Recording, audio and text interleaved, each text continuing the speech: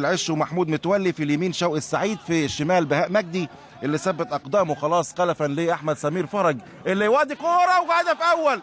مش ممكن، هدف اول هدف اول لصالح الدراويش. كوره مش ممكن مباغته، واحمد علي الظهير الايمن اللي كان طالع خلف مهاجميه، وخروج غريب من عصام الحضري في كرة اللي فاتت، واتثبت كده ثنائي قلب دفاع العش ومحمود متولي، وهدف اول. وادي فرحة المعلم حسن شحاتة. ادي الكرة الامامية على طول ملعوبة من ابو شعيشع، وخروج خاطئ من عصام الحضري في واحدة كده من هفوات الحارس الكبير بطل لافريقيا السابق عصام الحضري. وادي احمد علي على طول رأسية، وهدف اول، هدف مبكر جدا في لقاء اليوم. زي ما بقول لحضراتكم دايما لقاءات الاسماعيلي والمقاولين يعني لقاءات في غاية القوة.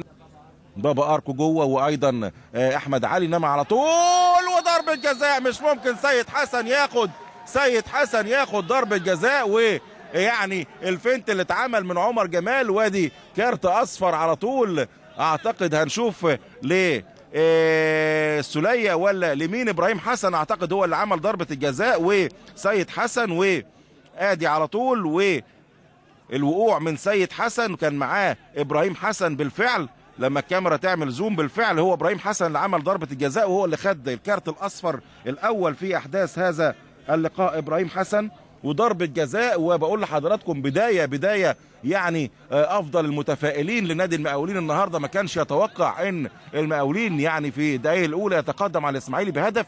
وادي كمان يعني ضربة جزاء. شايف بابا اركو على التنفيذ بعد تقريبا منتصف الشوط الاول امام بابا اركو انه يتقدم او يضاعف تقدم المقاولين على الدراويش. هنشوف طبعا قرار من ابراهيم نور الدين، وضربة جزاء بيحسبها لصالح المقاولين، وعصام الحضري في المرمى. هل يصلح خطأه الاولاني عصام الحضري ولا ايه من ضربة الجزاء اللي هيصوبها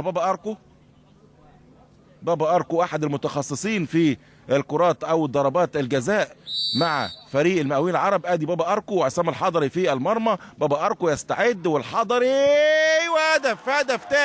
هدف تاني خلص نفسه بابا اركو، وقال لك اشوط بقوه بقى في سقف الشبكه عشان يعني عصام ما يقدرش يعمل لها حاجه. بالفعل هدف تاني بابا اركو على طول لصالح فريق المقاولين العرب. بابا اركو ثالث اهدافه مع المقاولين هذا الموسم. بابا اركو كان سجل ايضا هدف من ضربة جزاء امام الاتحاد السكندري في المباراة اللي انتهت بالتعادل 1-1، انما بعد منتصف الشوط